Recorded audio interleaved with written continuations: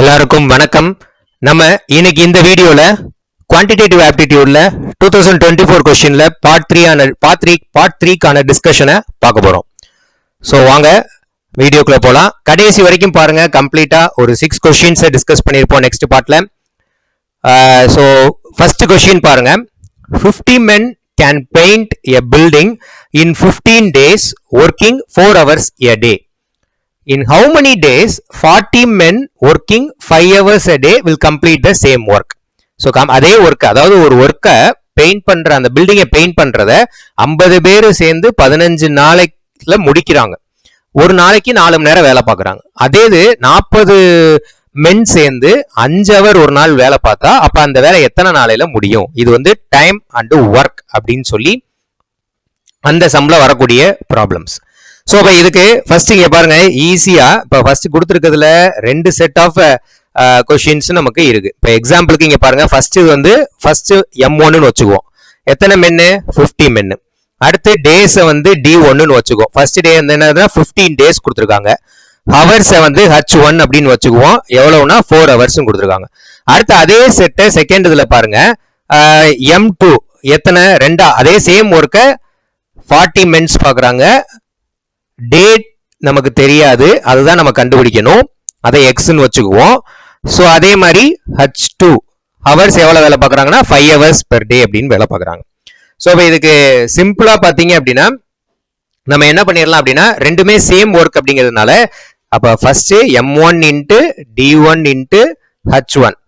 So அப்போ இது equal to M2 into D2 into H2. So அப்போ எவ்வளோ வரும் அப்படின்னு கேட்டிங்க அப்படின்னா, M1 அப்படின்னா இப்போ 50 into 15 into 4 which is equal to 40 into டே தெரியாது, எக்ஸ் அதை தான் கண்டுபிடிக்கணும், இன்ட்டு ஹவர்ஸ் வந்து 5 ஹவர்ஸ். ஸோ அப்போ இதை சால்வ் பண்ணோம் அப்படின்னா இங்கே 200 இன்ட்டு 15 கிடைக்கும், which is equal to 200 into X. So அப்போ எக்ஸ் இந்த பக்கம் கொண்டு போனீங்கன்னா 200ம் 200ம் கேன்சல் ஆயிரும். So X equal to 15. So அப்போ ஃபைனலா ஆன்சர் வந்து 15 டேஸ்ல கம்ப்ளீட் பண்ணுவாங்க. If 40 men working for 5 hours a day, then the work will be completed in 15 days அப்படிங்கிறது ஆன்சர். சரியா? சோ அடுத்து பாருங்க,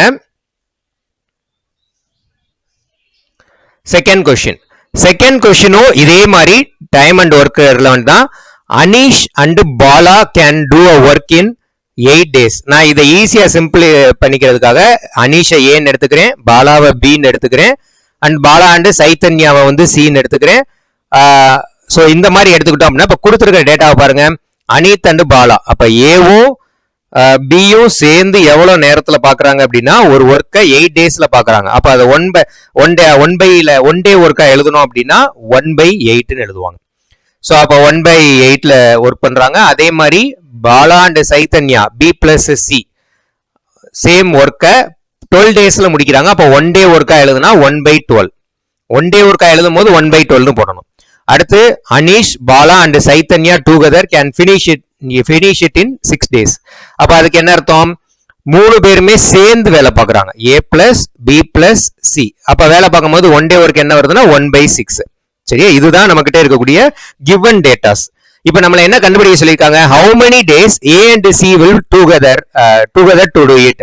அப்ப A+C யோட வேல்யூ என்ன அப்படின்னு கேக்குறாங்க. அதாவது அனீஷும் சைத்தன்யாவும் வேலை பார்த்தா எவ்வளவு நேரத்துல முடிப்பாங்க, எவ்வளவு நாள் ஆகும் அப்படிங்கறத கேட்டிருக்காங்க. சோ அப்ப ஏவும் சியும், அப்ப எனக்கு ஏங்கிறது தனியா, ஏவோட 1 day ஒர்க் வேணும், சியோட 1 day ஒர்க் வேணும், இருந்தாதான் நான் ரெண்டையும் தனித்தனியா எடுக்க முடியும். சோ அப்ப நான் இதை செப்பரேட் பண்றதுக்கு என்கிட்ட ஒர்க்கிங் டுகெதர் ஒன்னு இருக்கு, 3 பேருமே சேர்ந்து வேலை பார்க்கறது இருக்கு, A+B+C. அதுல இருந்து B+C ரெடியூஸ் பண்ணிட்டேன் அப்படின்னா எனக்கு ஏவோட 1 day ஒர்க் கிடைச்சிடும். அப்ப நான் B+C அதுல இருந்து மைனஸ் பண்றேன். சோ அப்ப மைனஸ் பண்ணும்போது A+B+C வந்து 1/6 மைனஸ் B+C வந்து 1/12. சோ அப்ப ரெடியூஸ் பண்ணா LCM எடுத்தா எனக்கு 2 கிடைக்கும். அப்ப 6 into 2 1 into 2 கூட 2 minus 1/12. சோ அப்ப which is equal to 1/12. So அப்ப இப்ப எனக்கு என்ன கிடைச்சிருச்சு?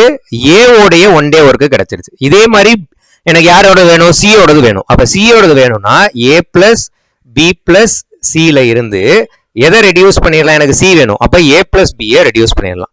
ரெடியூஸ் பண்ணிட்டா எனக்கு C ஓட 1 day ஒர்க் கிடைச்சிடும். அப்ப a plus b plus c வந்து எப்பயும் போல 1/6, a plus b எவ்வளவு 1/8, அதை ரெடியூஸ் பண்ணுங்க. ஸோ அப்ப இதுக்கு எல்சிஎம் எடுத்தா 24ன்னு வரும். எல்சிஎம் எடுக்கிறதுக்கு தெரியும். இப்ப எல்சிஎம் எப்படி எடுப்போம்? இப்ப 6 8 2 3s are 6 2 4s are 8. So இதுக்கு அடுத்து நமக்கு போகாது. So 2 into 3 6 6 into 4 24. ஸோ அப்ப எல்சிஎம் வந்து 24. So 6 into 3 6 into 8 6 4s are 24 போடுவோம். ஸோ அப்ப மேல 4 minus 8 3s are 24. So 3a. So which is equal to 1/24. So அப்ப இப்ப நமக்கு என்ன கிடைச்சிருச்சு? c உடைய 1 day ஒர்க் கிடைச்சிருச்சு. இப்ப a plus c போட்டுடலாம். அப்ப a plus c equal to அப்படின்னு போட்டு இதுல என்ன பண்ணிடணும்? 1/12 plus 1/24. இதோடைய ஆன்சர் என்னங்கிறத நீங்க கமெண்ட்ஸ்ல போஸ்ட் பண்ணுங்க. சரியா? சால்வ் பண்ணி கமெண்ட்ஸ்ல எனக்கு ஆன்சரை போஸ்ட் பண்ணுங்க. அடுத்து தேர்ட் கொஸ்டின் பாருங்க. a started a business. இது business with rupees 21,000 and is joined afterwards by b with rupees 36,000. After how many months did b join if the profit at the end of the year is divided equally? இது வந்து profit and loss sum. So அப்ப இதை நல்லா first நல்லா understand பண்ணிக்கணும். ஏ வந்து ஒரு business start பண்றாங்க வித் கான்ட்ரிபியூஷன் அமௌண்ட் ஆஃப் 21,000. அதுக்கப்புறமா பி ஜாயின் பண்றாங்க, அவரோட கான்ட்ரிபியூஷன் வந்து 36,000. அப்ப ஏவோடைய கான்ட்ரிபியூஷன் பிசினஸ்க்கு ஏவோடைய கான்ட்ரிபியூஷன் எவ்வளவு? ஏவோட கான்ட்ரிபியூஷன் 21,000. ஸோ அப்ப இங்க என்ன கேட்டிருக்காங்கன்னா எத்தனை மந்த்ஸுக்கு அப்புறமா, ஹவு மெனி மந்த்ஸ் டிட், எவ்வளவு மந்த்ஸுக்கு அப்புறமா பி ஜாயின் பண்ணா ப்ராஃபிட் வந்து ரெண்டு பேருக்கும் சேமா இருக்கும், ஈக்குவலா இருக்கும் அப்படிங்கிறத கேட்கறாங்க. ஸோ அப்ப மந்த்ஸ்ங்கிறது வரப்ப ஒரு இயர்ல வந்து 12 மந்த்ஸ். அப்ப ஏவுடைய கான்ட்ரிபியூஷன் 12 மந்த்ஸ்னு வச்சுக்கோங்க. ஸோ அப்ப ஈக்குவல் டு நமக்கு எவ்வளவு கிடைக்கும் அப்படின்னா 2 lakh. இதை சால்வ் பண்ணீங்கன்னா 2,52,000 நமக்கு கிடைக்கும்.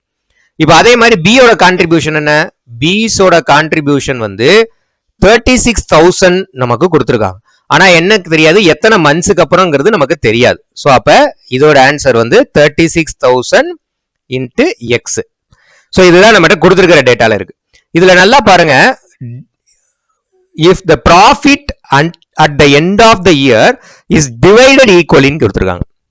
ப்ராஃபிட் வந்து டிவைடட் ஈக்குவலின்னு கொடுத்துட்டாங்க. அப்ப ரெண்டுமே ஈக்குவலின்னு கொடுத்ததுனால ஏவோட கான்ட்ரிபியூஷன் 12 மந்த்ஸுக்கு 2,52,000 ஈக்குவல் டு பியோட contribution 36,000 into X.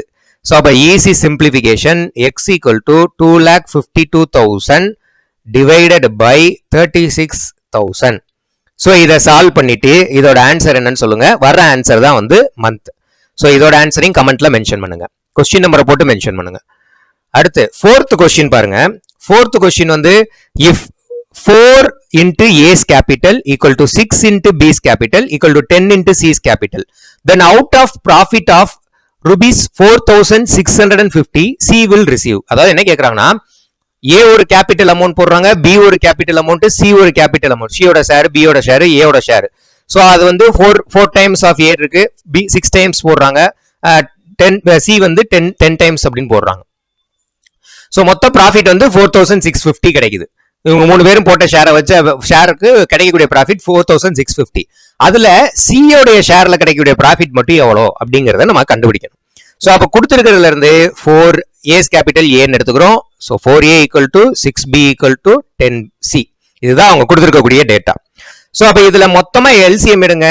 4 times 6 times 10 times. இப்போ எல்சிஎம் எடுத்தா 4 1s are 4, 6 10ன்னு வரும். ஸோ திரும்ப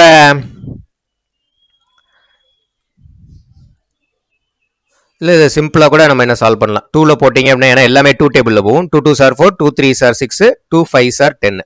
ஸோ அப்போ அதுக்கு மேலே போகாது. அப்போ 2 into 2 into 3 into 5. அப்போ 2 2s are 4, 4 3s are 12, 12 into 5 வந்து 60. ஸோ டோட்டல் நமக்கு பார்ட்ஸ் வந்து 60. அப்போ ஏவோடைய கேபிட்டல்ல 60ல இருக்கு ஈக்குவல் டு 6B by 60. இந்த 60ங்கிற மொத்த இதில் தான் வந்து எல்லாமே பிரிஞ்சிருக்கு. ஸோ அப்போ இதை சால்வ் பண்ணா இதை கேன்சல் பண்ணுங்க. 4 1s are 4, இது 15 வரும். இதை கேன்சல் பண்ணீங்கன்னா 10 வரும். இதை கேன்சல் பண்ணீங்கன்னா 6 வரும். ஸோ நமக்கு கிடைக்கக்கூடியது என்ன கிடைக்கும்? A by 15 equal to B by 10 equal to C by 6. இதுதான் நமக்கு இப்ப கிடைச்சிருக்கக்கூடியது. இது அப்படியே ரேஷியோல எழுதுங்க. ரேஷியோல எழுதுனா A:B:C equal to என்ன ரேஷியோல இருக்கு? 15:10:6. ஸோ அப்ப இப்ப நம்மகிட்ட இதுல டோட்டல் பார்ட்ஸ் எவ்வளவு இருக்கு? டோட்டல் பார்ட்ஸ் வந்து மொத்தமா 31 இருக்கு. அதாவது 10 பார்ட்ஸ் எப்படி கால்குலேட் பண்ணோம்னா 15 plus 10 plus 6 25 plus 6 31 parts. So டோட்டலா நம்மகிட்ட 31 பார்ட்ஸ் இருக்கு. ஸோ அப்ப இதுல சியோட ஷேர் மட்டும் தான் நம்ம பார்க்கணும். சியோட ஷேர் என்னது? 6. ஷீஸ் ஷேர் வந்து 6. சியோட ஷேர் வந்து 6. அதுல டோட்டல் பார்ட்ஸ் எவ்வளவு? இந்த 6ல டோட்டல் பார்ட் வந்து 31. 31ங்கிற டோட்டல் பார்ட்ல 6 வந்து ஷியோட ஷேர். அதுல மொத்த ப்ராஃபிட்டோட மல்டிப்ளை பண்ணிருங்க. மொத்த ப்ராஃபிட் எவ்வளவு? 4650. இப்ப இதை நீங்க சால்வ் பண்ணீங்க அப்படின்னா 31 டேபிள்ல கேன்சல் பண்ணீங்க அப்படின்னா 150 வரும். ஸோ அப்போ 150 into 6 வந்து 900. ஸோ இதுதான் சியோடைய ப்ராஃபிட். சிக்கு கிடைக்கக்கூடிய ப்ராஃபிட். இந்த 4650ல சியோட ப்ராஃபிட் வந்து 900. அடுத்து 5th கொஸ்டின் பாருங்க. ஸோ இது வந்து என்னது அப்படின்னா the greatest number of 4 digit, the greatest number of 4 digit which is divisible by 15, 25, 40 and 75. அதாவது ஒரு இருக்கிறதுலே பெரிய கிரேட் 4 digit நம்பர், அந்த நம்பர் வந்து இந்த 4 நம்பரால டிவைட் ஆகணும். அப்படிப்பட்ட ஒரு நம்பரை கண்டுபிடிக்க சொல்லியிருக்காங்க. சரியா? ஸோ அப்ப ஃபர்ஸ்ட் இருக்கிறதுலே லார்ஜஸ்ட் 4 digit நம்பருங்கிறது 1 minute இருக்கிறதுலே லார்ஜஸ்ட் 4 digit நம்பர் அப்படிங்கிறது என்னது அப்படின்னா 49. இதுதான் இருக்கிறதுலே லார்ஜஸ்ட் 4 digit நம்பர். சரியா? ஸோ அப்ப இதுல நமக்கு எதாலெல்லாம் டிவைட் ஆகணும்னு கொடுத்துருக்காங்க? 15 அப்படிங்கிற நம்பரால, 25ங்கிற நம்பரால, 40ங்கிற நம்பரால, 75ங்கிற நம்பரால. ஸோ அப்ப இந்த நம்பர்ஸுக்கெல்லாம் எல்சிஎம் எடுக்கணும் நம்ம. ஸோ அப்ப லீஸ்ட் காமன் ஃபேக்டர் கண்டுபிடிக்கணும். எல்சிஎம் அப்படிங்கிறது லீஸ்ட் காமன் ஃபேக்டர். ஸோ அப்ப எல்சிஎம் கண்டுபிடிச்சோம் அப்படின்னா இப்ப இது எல்லாமே 5 டேபிள்ஸ்ல போகும். அப்ப 5ல போட்டீங்கன்னா 5 3s are 15, 5 5s are 25, 5 8s are 40, 5 1 15. So again இதுல நீங்க 5 டேபிள்ல பண்ணாலும் சரிதான். இப்போ 5 டேபிள் அகைன் பண்ணுங்க. 3 அப்படியே தான் வராது, போகாது. ஸோ 5 1s are 5, 8 அப்படியே வந்துடும். 5 3s are 15. இப்போ 3ல போடுங்க. 3ல போட்டீங்கன்னா 1 1 8 1. ஸோ அப்போ 8 3s are 24, 24 into 5 24 into 5 வந்து 20 1 sorry 5 4s are 20 120 120 into 5 போட்டீங்கன்னா 0 5 2s are 10 600. ஸோ அப்போ ஆக்சுவலா எல்சிஎம் வந்து 600. இது எல்லாத்துக்குமே பண்ணோம்னா அப்போ இந்த லார்ஜஸ்ட் 4 digit நம்பரை 600 இந்த கண்டுபிடிச்சிருக்கக்கூடிய இந்த எல்சிஎம் லீஸ்ட் காமன் ஃபேக்டரால டிவைட் பண்ணுங்க. டிவைட் பண்ணீங்க அப்படின்னா இதுல வந்து உங்களுக்கு 2 பார்ட் கிடைக்கும். இப்போ எக்ஸாம்பிளுக்கு 6 சாரி டிவைட் பண்ணுவோம். 49 இங்க 600ஆல டிவைட் பண்றோம். அப்ப 600ஆல டிவைட் பண்ணும்போது ஃபர்ஸ்ட் 1 டேபிள்ல போட்டோம்னா 600 டிவைடட் 99 399 கிடைக்கும். போகாது, இதை இறக்குறோம். அப்ப 600ல 3 டேபிள்ல போட்டீங்க அப்படின்னா 3 6 are 18.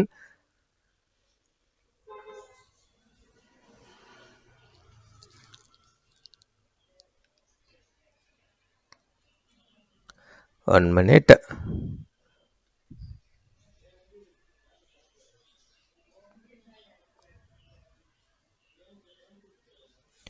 ஃபோர்ல போட்டோம் அப்படின்னா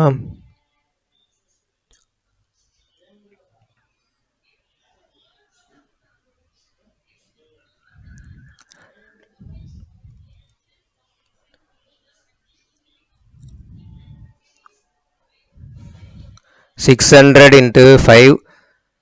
Just a minute.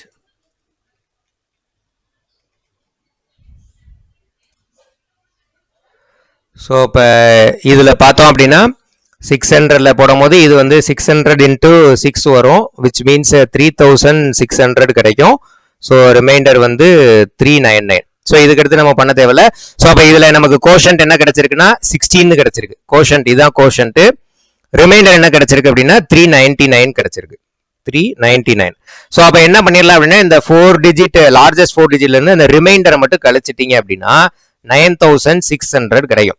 இதுதான் ஆக்சுவலா எல்லா நம்பர்லயும், ஐ மீன் இந்த 9600 இந்த எல்லா நம்பராலையும் டிவைட் ஆகக்கூடிய ஒரு லார்ஜஸ்ட் 4 digit நம்பர். சரியா? இதுதான் ஆன்சர். அடுத்து 6th சம் பாருங்க. find the maximum number of students among whom 1001 pens and 910 pencils can be distributed in such a way that each student gets the same number of pens and same number of pencil. இதுல இது எதை வச்சு பண்ணணும், இது என்ன கான்செப்ட்னா HCF கான்செப்டை வச்சு பண்ணணும். LCM HCF தான் பார்த்துக்கிட்டு இருக்கோம். ஸோ இதை ஏன் HCF வச்சு பண்றோம் அப்படின்னா, ஒன்று மேக்சிமம்ல கேட்டிருக்காங்க. மேக்சிமம்னு வந்துட்டாலே HCF தான் நம்ம கண்டுபிடிக்கணும்.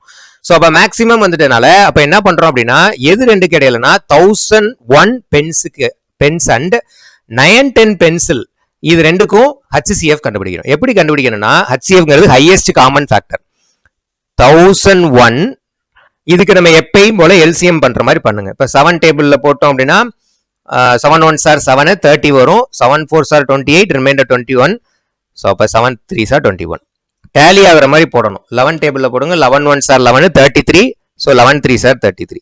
13ல போட்டோம்னா அப்ப 1001 ஃபேக்டர்ஸ்லாம் என்ன அப்படின்னா 7 × 11 × 13. அடுத்து அதே மாதிரி 910க்கு கண்டுபிடிங்க. 910க்கு வரக்கூடிய ஃபேக்டர்ஸ்லாம் என்னவா இருக்கும் அப்படின்னா 2 × 5 × and then 7 × 13. இதுதான் கிடைக்கக்கூடிய கிடைச்சிருக்க ஃபேக்டர்ஸ். ஸோ அப்போ இது HCFல என்ன பண்ணணும்னா, இப்போ ரெண்டுத்துக்குரிய ஃபேக்டர்ஸ்ல எதெல்லாம் காமனா இருக்கோ அதை எடுங்க. 7 இங்கே இருக்கு, இங்கே இருக்கு. 13 இங்கே இருக்கு, இங்கே இருக்கு. அந்த காமன் ஃபேக்டர்ஸை மட்டும் எடுத்து எழுதுங்க. 7 × 13. அப்போ இதை மல்டிப்ளை பண்ணீங்க அப்படின்னா எனக்கு 91 கிடைக்கும். இதுதான் HCF.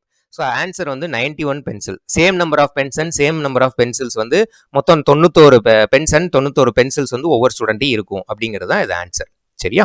ஸோ அப்போ இதில் நம்ம கம்ப்ளீட்டா ஒரு 6 சம்ஸ், இது எல்லாமே 2024ல கேட்டிருக்கக்கூடிய கொஸ்டின்ஸ், அதை தான் நம்ம இங்கே சால்வ் பண்ணியிருக்கோம்.